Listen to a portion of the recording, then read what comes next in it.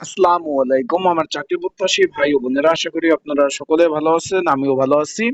শিল্প মন্ত্রণালয়ের অধীনস্থ একটা প্রতিষ্ঠান সকলে অবগত আছেন যে প্রধান বয়লার পরিদর্শক কার্যালয়, এটা কিন্তু শিল্প মন্ত্রণালয় সরকারি চাকরি। এর মধ্যে অফিসক 9টি শূন্যপদ ছিল, তার কিন্তু পরীক্ষার সময়সূচি প্রকাশ করে দিয়েছে আগামী 6 মার্চ 2026।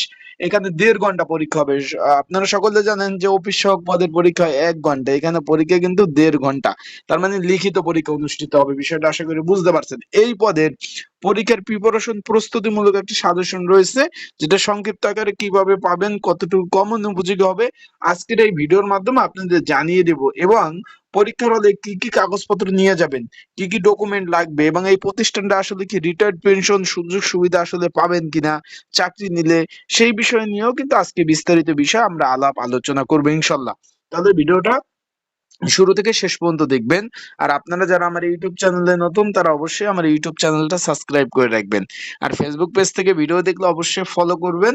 আর অবশ্যই কিন্তু কমেন্টস করতে ভুলবেন না আপনাদের যে কোনো বিষয় জানতে। এখন এই যে অফিস সহায়ক পদ, এটা মূলত সরকারি চাকরির চতুর্থ শ্রেণীর চাকরি। 8,250 টাকা থেকে 20,010 টাকা বেসিক, 9টি শূন্যপদ রয়েছে। এটা শিল্প মন্ত্রণালয়ের অধীনস্থ প্রতিষ্ঠান। এখানে রিটায়ার্ড পেনশন সকল ধরনের সুযোগ সুবিধা পাবেন। পরীক্ষা হলো আগামী 6 মার্চ 2026। মানে এখনো মোটামুটি ভালো একটা সময় রয়েছে। যারা পরীক্ষার্থী রয়েছেন, পরীক্ষার প্রিপারেশন প্রস্তুতিমূলক সাজেশন রয়েছে, যদি আপনাদের প্রয়োজন হয়। যারা পরীক্ষার্থী রয়েছেন, স্ক্রিনের উপর হোয়াটসঅ্যাপ নাম্বার রয়েছে, ডিসক্রিপশন বক্সে নাম্বার রয়েছে, পিন্ড কমেন্টে নাম্বার রয়েছে, এই নাম্বারে আমার সাথে যোগাযোগ করতে পারেন।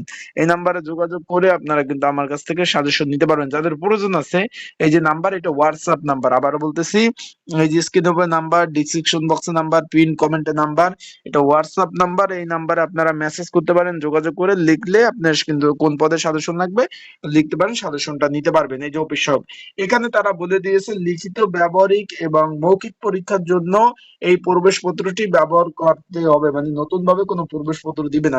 আশা করি বিষয়টা আপনারা একটু বুঝছেন।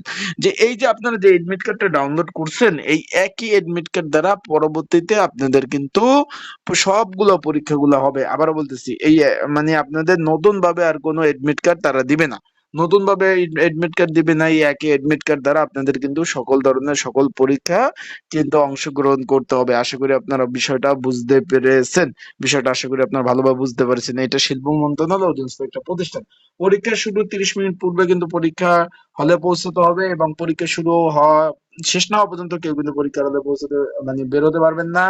এখানে বলছে যে সকল ধরনের নিয়ম কানুন লেখা রয়েছে, দেখতে পাচ্ছেন। এখানে শুধুমাত্র কলম ব্যবহার করতে পারবেন, পেন্সিল ব্যবহার করতে পারবেন না। সর্বরক্ষিত যে খাতা রয়েছে তার ভিতরে কিন্তু উত্তর লিখতে হবে। মৌখিক পরীক্ষার জন্য এই সকল সকল ধরনের বিষয়বস্তু লিখছে। এখানে বলছে আরেকটা বিষয়, কোন প্রকার টিডি বিল পাবেন না। টিডি বিল তো বুঝেন আপনারা। টিডি বিল বলতে বোঝায় যে আপনারা যে এই যে চাকরি পরীক্ষা দিতে যাবেন ঢাকাতে, পরীক্ষা তো ঢাকাতে হচ্ছে, এই যে লেখাই রয়েছে। এখন যেহেতু ঢাকাতে হচ্ছে, এখন একটু খেয়াল করবেন। যদি আপনি এইখানে পরীক্ষা দিয়ে যান, আপনার একটা খরচ আছে।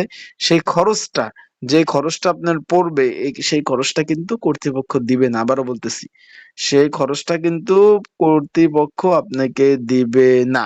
আশা করি বিষয়টা বুঝতে পারছেন। তাই আপনারা আপনাদের নিজ খরচে পরীক্ষা দিতে যেতে হবে, নিজ খরচে আসতে হবে। তাই সেভাবে আপনারা প্রিপারেশন প্রস্তুতি নিয়ে তারপর কিন্তু পরীক্ষার হলে যাবেন। আপ ডাউন একটা খরচ আছে। তাই ভালো থাকবেন, সুস্থ থাকবেন। যাদের সাজেশন প্রয়োজন আছে তারা অবশ্যই মেসেজ করবেন, যোগাযোগ করবেন। যোগাযোগ করে সাজেশন নিয়ে আপনারা কিন্তু পড়তে পারবেন। ভালো থাকুন, সুস্থ থাকুন। আসসালামু আলাইকুম।